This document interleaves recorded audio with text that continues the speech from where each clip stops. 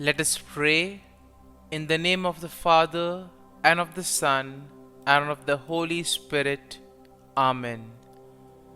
O Jesus, through the Immaculate Heart of Mary, I offer you my prayers, works, joys, and sufferings on this day for all the intentions of your Sacred Heart, in union with the holy sacrifice of the Mass throughout the world, in reparation for my sins, for the intentions of all my relatives and friends, and in particular for the intentions of the Holy Father. Amen. Let us pray for the intentions of the Holy Father for the month of September, for people living on the margins. We pray for those persons living on the margins of society in inhumane life conditions. May they not be overlooked by institutions and never considered of lesser importance. Our Father, who art in heaven, hallowed be thy name. Thy kingdom come, thy will be done, on earth as it is in heaven. Give us this day our daily bread, and forgive us our trespasses, as we forgive those who trespass against us. And lead us not into temptation, but deliver us from evil. Amen. Hail Mary, full of grace, the Lord is with you. Blessed are you amongst women, and blessed is the fruit of thy womb, Jesus. Holy Mary, Mother of God, pray for us sinners, now and at the hour of our death. Amen.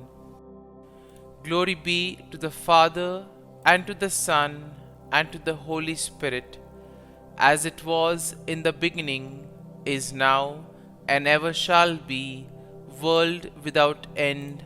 Amen. My dear friends, the Word of God welcomes us this morning. And as we begin this day with the Lord, we ask Him to help us in all our endeavors. As we begin this day in His presence, we ask Him to bless us so that every step, every activity may radiate His presence, His joy, and His love to the world. And therefore we see that sometimes in life we do not acknowledge or we do not thank the Lord sufficiently for all the graces that we have received. If you take a look at our lives, we see that we may have received plenty of graces, but we very rarely thank the Lord for them. And therefore it would be adequate for us to begin today's day by thanking the Lord, thanking Him for all the little things, for all the graces that He has given in our lives. These things which may seem little go a long way in His plan for us. Everything that happens because He wills it and because He has it planned in our lives. And therefore we begin by thanking the Lord for the gift of life. Lord, we thank You for the various talents, abilities that You have given us. We thank You for making us different, unique. Lord, we also thank You for the gift of this day, a day that will help us to make a difference not only in our lives but also in the lives of others, a day which may help us to complete something that was left incomplete or to do something in a different manner. Lord, we also want to thank You for the gift of our family members, friends, relatives, near and dear ones, and all those who play a very important role in our lives. All these individuals have indeed helped us in various ways. They have molded us and made us who we are. And therefore, Lord, we ask You that You shower Your abundant blessings on them and help them in all their endeavors.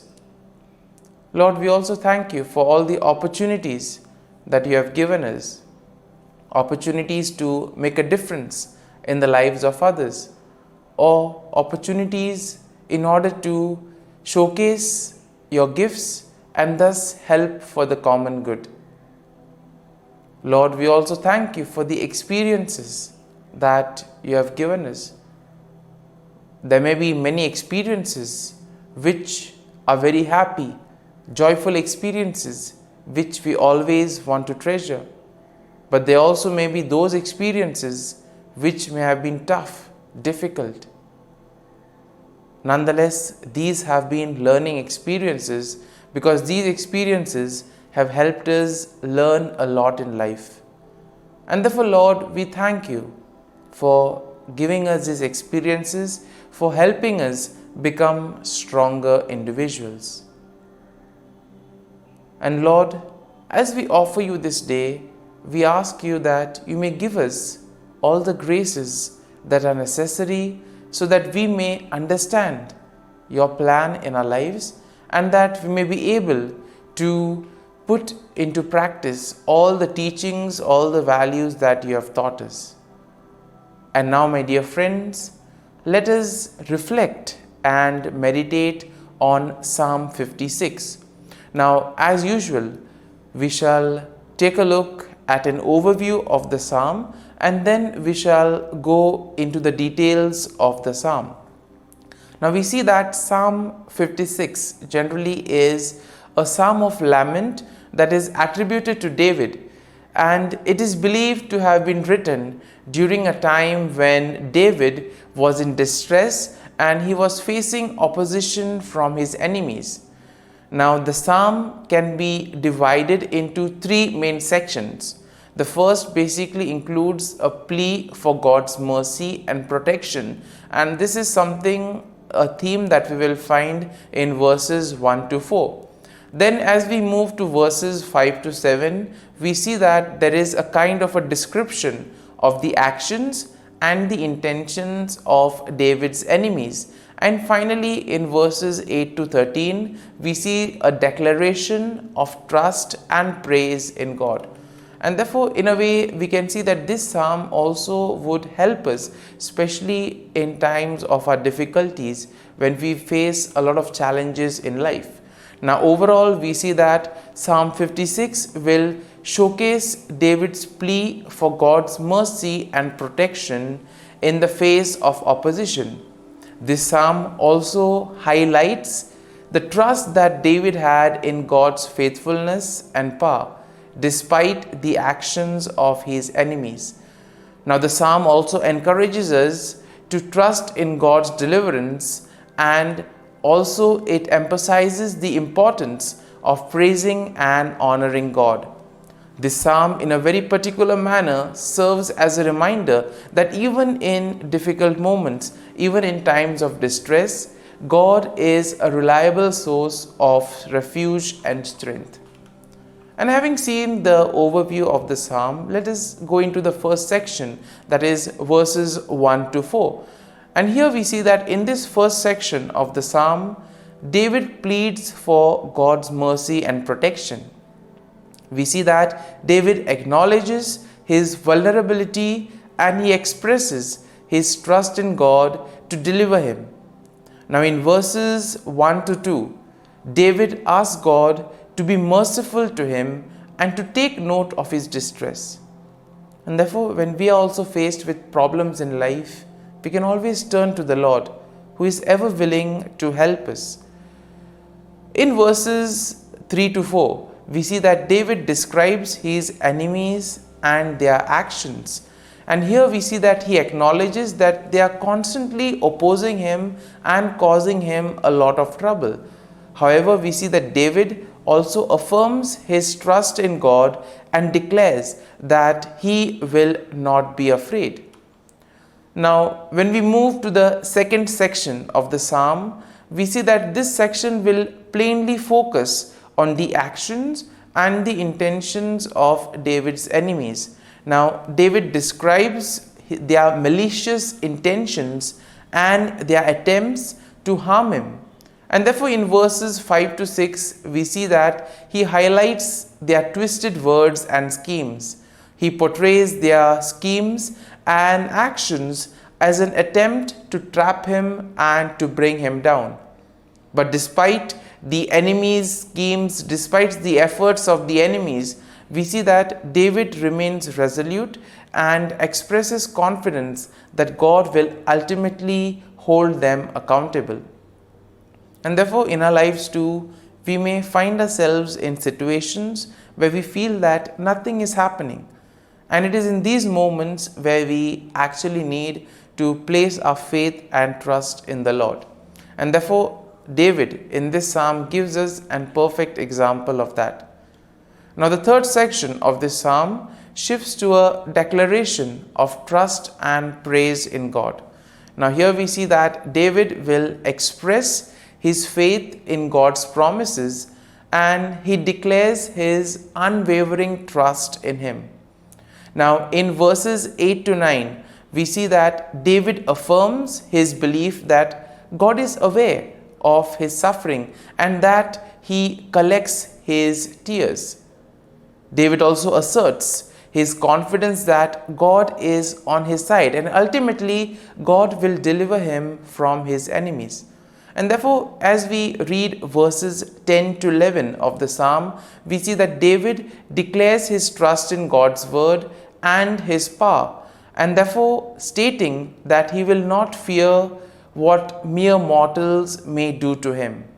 He recognizes that his deliverance is ultimately in the hands of God.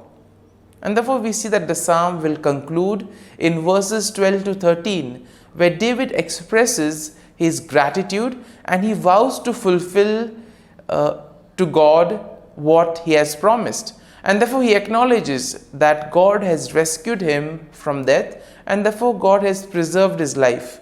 And he commits to praising God and walking in his presence. My dear friends, as we have reflected on the psalm, let us now close our eyes at this morning hour and let us thank the Lord. Let us praise the Lord. Let us glorify the Lord. Loving Father, you have given us this time in the morning. You have been gracious to us. You have given us your Son, our Lord Jesus Christ, who has cleansed us from our sins. He has taken away all our sins and He has given us new life. Lord, as you have given us the Holy Spirit, we ask you, Lord, to bless us and to protect us. And therefore, Lord, for all the blessings that you have given us, all the graces that you have bestowed on us, we thank you, we praise you, and we glorify you. You have protected us all through the night, and you have given us the gift of this day. You have given us good health of mind and body. And therefore, Lord, at this morning hour, we thank you and we praise you. For your great love and mercy, O Lord, we praise you, we thank you, we glorify you. You are a merciful God. You are always there to watch over us at every step of the way. And therefore, Lord, we ask you that whatever actions we may do today, whatever steps we may take, be with us, guide us all along the way, so that whatever we may do, it may be according to your will, according to your plan, and ultimately that you may lead us to fulfill your mission. And therefore, as we reflect and meditate on the psalm, let us now spend a few moments in silence and let us take a look at what touched us as we read the psalm.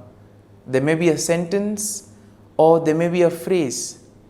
Let us remain with it, asking the Lord to give us the grace so that we too may be able to become like Him, to become a light to the world and therefore spread His message of love and peace.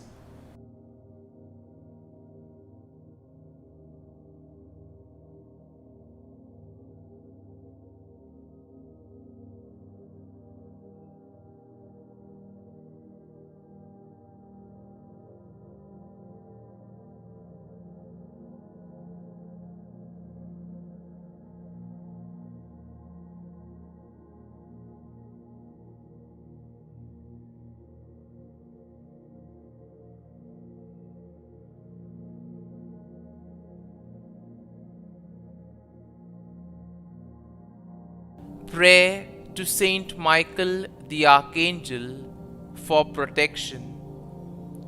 Saint Michael the Archangel, defend us in battle.